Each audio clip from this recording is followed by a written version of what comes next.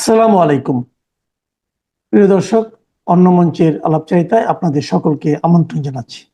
Trump কি ধীরে ধীরে বুঝতে পারছেন যে তার ভারতবর্ষ এবং বাংলাদেশকে ঘিরে যে নীতি, সঙ্গে মায়ানমার, সেই নীতি ভারতবর্ষকে চটিয়ে হবে না।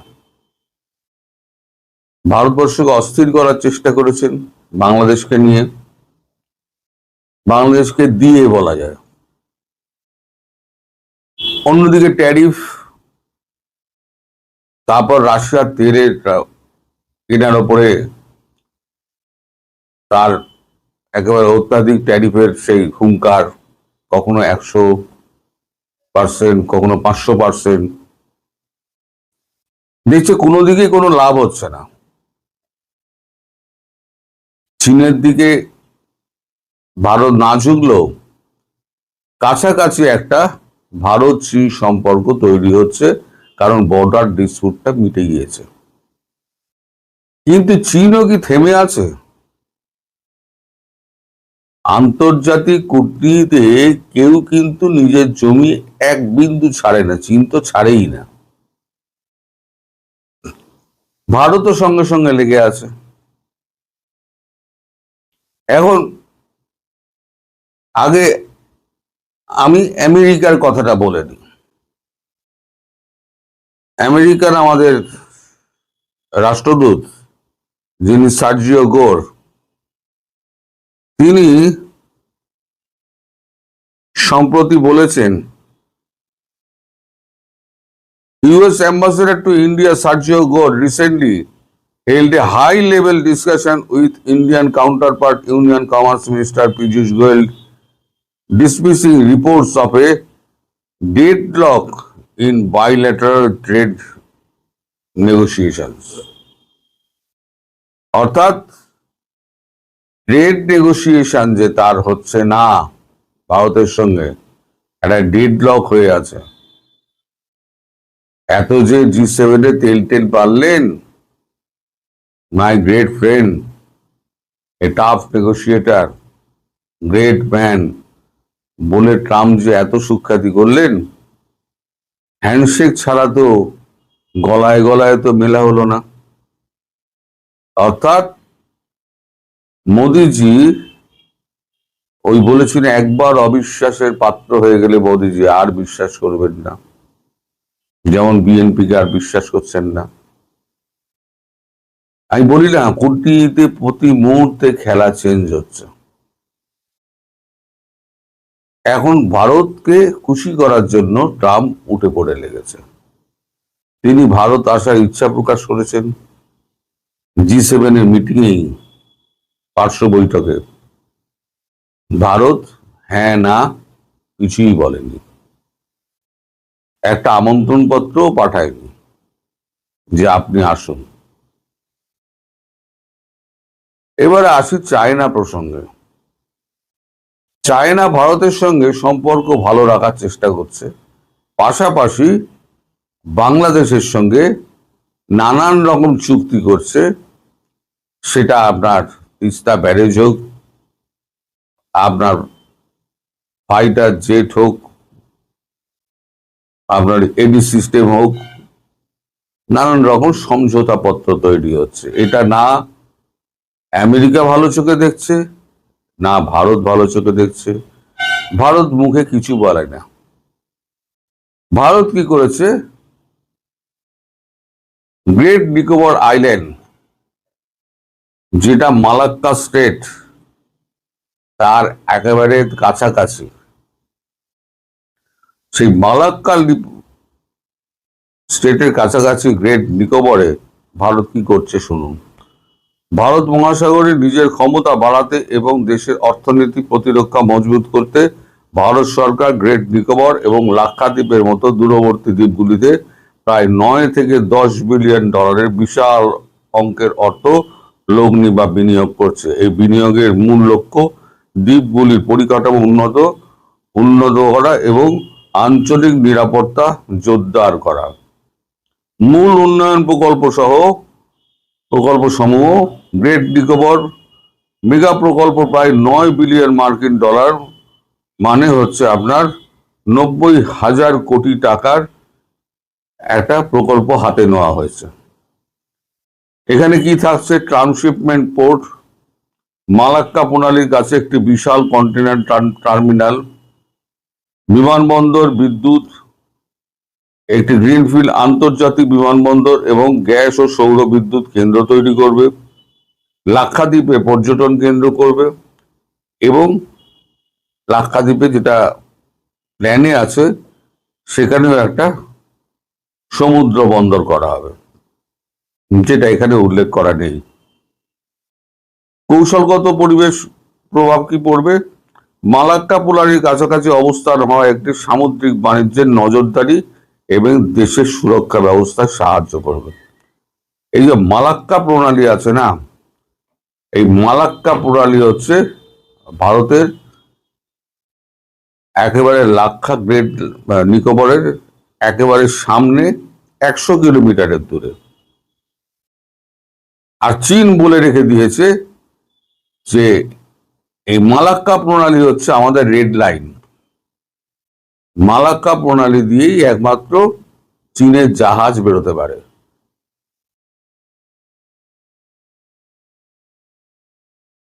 চায়না সি হয়ে চীনের জাহাজ একমাত্র ভারত মহাসাগর, বঙ্গোপসাগর হয়ে আটলান্টিকে যেতে পারে এই মালাক্কা স্ট্রেট দিয়ে।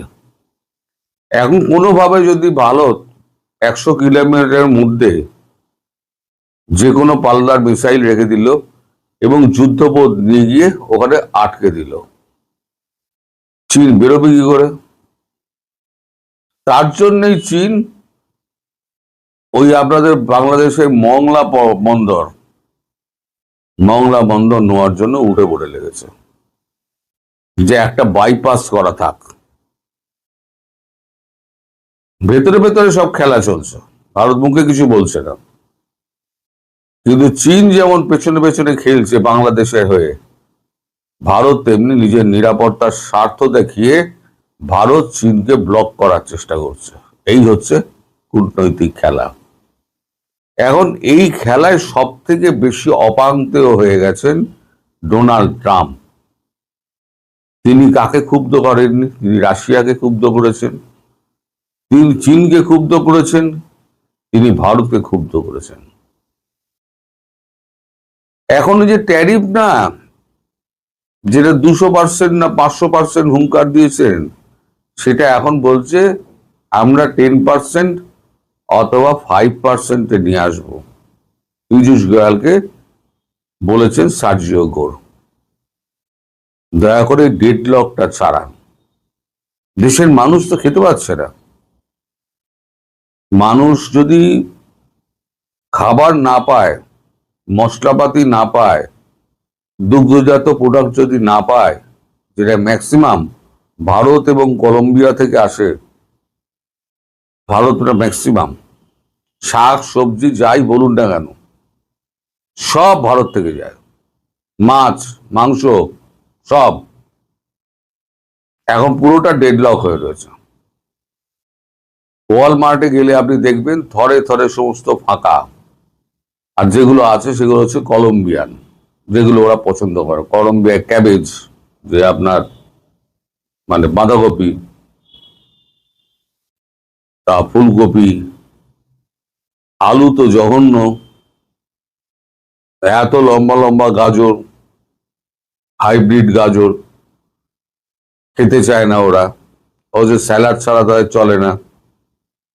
ইন্ডিয়ান কুকুম্বার মানে শসা ছাড়া তাদের মুখে ওঠে না। কাবুলের বেদানা তো কাবুল থেকে সোজা আসে না, বা কাবুল থেকে যত আনার থেকে আরম্ভ করে যত আপনার আখরোট ফাখরোট সমস্ত তো ভারত হয়ে আসে, ভারত হয়ে যায় আমেরিকাতে। ভারতের সঙ্গে যদি ডেডলক হয়ে থাকে, তাহলে না পাবে কাজু, না পাবে পেস্তা, না পাবে বাদাম, না পাবে আখরোট, কিছুই পাবে না, পাচ্ছে না। সেক্ষেত্রে প্যাচে পড়ে আছে কে? প্যাচে পড়ে আছে আমেরিকা। আর মধ্যিখানে রয়ে গেছে বাংলাদেশ। প্রথমে বাংলাদেশে ইউনূস সরকারকে নিয়ে এলো। ইউনূস সরকার এসে তো পুরো ব্যর্থ হয়ে গেল, দেশের মধ্যে অরাজকতার সৃষ্টি করলো। তারপরেতে ভারতের শরণাপন্ন হয়ে ভারত এবং আমেরিকা মিলে বিএনপিকে ক্ষমতায় বসালো, তারেক রহমানকে রীতিমতো মুচলেকা লিখিয়ে। এখন সে তারেক রহমানও গদ্দারি করেছে। তারেক রহমান কি করেছেন? চীনের কোলে উঠে গিয়ে বসেছেন। তার ফলেই এই সার্জিও গোড়ের এই সফর, এবং সেখানে সফরে যা যা আলোচনা হবে সে সবই তো প্রকাশ পাবে ধীরে ধীরে। তখন দেখবেন আপনাদের উপরে চাপটা কিরাম আসে। আমি যেটা বলেছিলাম না, দীর্ঘদিন ধরে বলে আসছি, চাপ কতটা বাড়বে। ট্রাম্প আসার জন্য উন্মুখ হয়ে রয়েছেন, মোদিজি ডাকছেন না। এটা ট্রাম্পের কাছে যে কতটা অপমানজনক সেটা আর কেউ না জানুক, কেউ না বুঝুক, অন্তত মার্কিন প্রেসিডেন্ট ডোনাল্ড ট্রাম্প হাড়ে হাড়ে টের পাচ্ছেন ভারতের সঙ্গে গদ্দারি করার ফল কি কি হতে পারে, আর ভবিষ্যতে কোন দিকে যাচ্ছে, চীন কি খেলছে বাংলাদেশের সঙ্গে এবং ভারতের সঙ্গে এবং মায়ানমারে, ব্যাকডোরে মায়ানমারের সঙ্গে। তার জন্য ভারত যেটা করছে সেটাও আপনাদের পরিষ্কার করে দিলাম। জিও পলিটিক্যালি জিনিসটা আস্তে আস্তে চেঞ্জ হচ্ছে। এই অবস্থায় যার ফেরার কথা তিনি ক্যামোফ্লেজিং ওয়েতে এমন ভাবে ফিরবেন যে আপনারা ধরতে পারবেন না। ক্যামোফ্লেজিং ওয়েতে সেটা কি আমি নিজেও জানি না। সবাই ভালো থাকবেন, সুস্থ থাকবেন এবং সাবধানে থাকবেন। নমস্কার। প্রিয় বন্ধুরা, প্রীতি, সালাম এবং শুভেচ্ছা নেবেন। সম্প্রতি বাংলাদেশের রাষ্ট্রপতি শাহাবুদ্দিন আহমেদ চুপ্পুকে তার পজিশন থেকে সরিয়ে দেওয়া হয়েছে, যদিও বলা হচ্ছে তিনি শারীরিক অসুস্থতার কারণে পদত্যাগ করেছেন। কিন্তু আসল ঘটনা নিয়ে আমি আগেই আপনাদের বলেছি, চুপ্পুকে সরিয়ে দেওয়ার পরে তারেক রহমানের জন্য রাজনৈতিক পরিস্থিতি কি ভালো হলো নাকি তার ঝুঁকি আরো বাড়লো, সেটি নিয়ে আলোচনা হচ্ছে। অনেকেই বলছেন যে রাষ্ট্রপতিকে সরানোর পরে নেক্সট টার্গেট হলো সেনাপ্রধান জেনারেল ওয়াকার খান, অর্থাৎ জেনারেল ওয়াকার খানকে তার মেয়াদ পূর্ণ করতে নাও দেওয়া হতে পারে। সবকিছু ঠিক থাকলে আগামী বছর 23শে জুন তার মেয়াদ শেষ হবার কথা, কিন্তু সেই পর্যন্ত তিনি দায়িত্বে থাকবেন কিনা সেটা নিয়ে প্রশ্ন উঠেছে। এদিকে নৌবাহিনী প্রধান, তাকে ওয়াদা করা হয়েছিল যে আগস্টের রেজিম চেঞ্জ সাকসেসফুল হলে তাকে 1 বছর এক্সটেনশন দেওয়া হবে, তাকে দেওয়া হয়নি। স্বভাবতই নৌবাহিনী প্রধান, সেনাবাহিনী প্রধান, বিমান বাহিনী প্রধান, 3 প্রধানেরই তখন একটা প্রত্যাশা ছিল যে রেজিম চেঞ্জের পরে তারা কিছু না কিছু পাবে এবং মিনিমাম 1 বছর এক্সটেনশন, এই প্রমিসটা কিন্তু তাদের কাছে করা হয়েছিল। কিন্তু 1 বছর এক্সটেনশন তো হয়নি। এখন পুরো মেয়াদ কমপ্লিট করা যাবে কিনা সেটা নিয়েই টেনশন, এবং মেয়াদ পূর্ণ করার জন্য সেনাপ্রধান জেনারেল ওয়াকার খান কিন্তু ব্যাপক চেষ্টা করছেন। তার একটা স্বপ্ন বাংলাদেশ, পাকিস্তান এবং তুরস্কের একটা মিলিটারি প্যাক তৈরি করে দিয়ে যাওয়া, এবং স্বভাবতই 1 বছর এক্সটেনশন তিনিও চান। 2025 সালের 7ই জানুয়ারি বেগম খালেদা জিয়া চিকিৎসার উদ্দেশ্যে ঢাকা ত্যাগ করেছিলেন এবং 8ই জানুয়ারি তিনি লন্ডন পৌঁছেছিলেন। তার ঢাকা ত্যাগের প্রাক্কালে 2রা জানুয়ারি সস্ত্রীক জেনারেল ওয়াকার খান বেগম খালেদা জিয়ার সাথে দেখা করেছিলেন এবং প্রায় 40 মিনিট সময় কাটিয়েছিলেন। এই সময়ে জেনারেল ওয়াকার খান টেলিফোনে তারেক রহমানের সাথে কথা বলেছিলেন, এবং তখন খালেদা জিয়া তারেক রহমানকে বলেছিলেন যে ওয়াকার খুব ভালো ছেলে, ওয়াকারকে যেন সে দেখে রাখে এবং ওয়াকার তাদের পক্ষে অনেক সাপোর্টিং কাজ করছে। কিন্তু আজ খালেদা জিয়া নেই, তিনি মারা গেছেন। তার ছেলে তারেক রহমান আজকে বাংলাদেশের প্রধানমন্ত্রী। কিন্তু তারেক রহমান কেন জানি জেনারেল ওয়াকারকে মায়ের কথা অনুযায়ী দেখে রাখছেন না। একটা ছবি খুব ভাইরাল হয়েছে, বর্তমানে আর্মিদের প্রমোশন বোর্ডের মিটিং চলছে, তো ছবিতে তারেক রহমানের পাশে জেনারেল ওয়াকার দাঁড়িয়ে আছেন এবং যারা বডি ল্যাঙ্গুয়েজ নিয়ে কথা বলেন তারা অনেকেই জানতে চেয়েছেন বা যে ভঙ্গিমায় জেনারেল ওয়াকার দাঁড়িয়েছিলেন সেটি আসলে কি প্রকাশ করে। আর্মির ভেতরে কি কোনো অসন্তোষ দানা বাঁধছে? রাষ্ট্রপতির চলে যাওয়াটাকে আর্মি কেমন ভাবে নিয়েছে? এর ইম্প্যাক্ট বা এর কনসিকুয়েন্স হিসেবে আর্মিতে কি প্রভাব পড়তে পারে সেটা নিয়ে কি আর্মির ভেতরে আলোচনা চলছে? সবকিছু মিলিয়ে জেনারেল ওয়াকার এক ধরনের বলা যায় বিষণ্ণতায় ভুগছেন, অনিশ্চয়তায় ভুগছেন তার ক্যারিয়ার, তার বাকি টেনিউরটা নিয়ে। তিনি তুরস্কের সাথে যে প্যাকটা করতে চাচ্ছেন, আবার জেনারেল ওয়াকার কিন্তু দিনের শেষে ডিপ স্টেটের লোক। তারেক রহমান কার লোক? তারেক রহমানকে ক্ষমতায় এনেছে মূলত ভারত আমেরিকার সাথে আন্ডারস্ট্যান্ডিং এর মাধ্যমে। শুধু ভারত নয়, যদি আরো স্পেসিফিক্যালি বলি, ভারতের পররাষ্ট্রমন্ত্রী ডক্টর জয়শঙ্কর, এটি তারই উদ্যোগ ছিল। জামাত ঠেকানোর জন্য তারেক রহমানকে তারা সেই মুহূর্তে উত্তম বিকল্প মনে করেছিল। কিন্তু ক্ষমতায় গিয়ে তারেক রহমান কিন্তু ভারতের সেই আস্থার প্রতিদান দেননি। ভারতের অনেকেই মনে করেন যে এই তারেক রহমানের যে ভারতের প্রতি অ্যাটিচিউড, তার দ্বারা Bharat is feeling exploited. Bharat মনে করছে যে তারেক রহমান তাদের সাথে সঠিক আচরণটা করেনি। এখন সেপ্টেম্বরে ভারতে ব্রিক্সের মিটিং, এবং সেই মিটিংয়ে তারেক রহমানকে আমন্ত্রণ জানানো হয়েছে। দেখা যাক তারেক রহমান ব্রিক্সের মিটিংয়ে ভারতে যায় কিনা। যদিও এই ব্রিক্সের আগেই নরেন্দ্র মোদীর সরকারকে সরিয়ে দেওয়ার একটা চেষ্টা করা হয়েছিল। যখন নরেন্দ্র মোদীর এই কথা বলছি, এবং আমি যে ভারতের যে আন্দোলনটা হলো ককরোচ জনতা পার্টির, একটা মজার ঘটনা হয়েছে যে পরশুদিন পাঞ্জাবে একটা পাবলিক পরীক্ষার প্রশ্ন ফাঁস হয়েছে, এবং দিল্লিতে যে আন্দোলনটা হয়েছিল সেটা এই পাবলিক পরীক্ষার প্রশ্ন ফাঁস নিয়েই।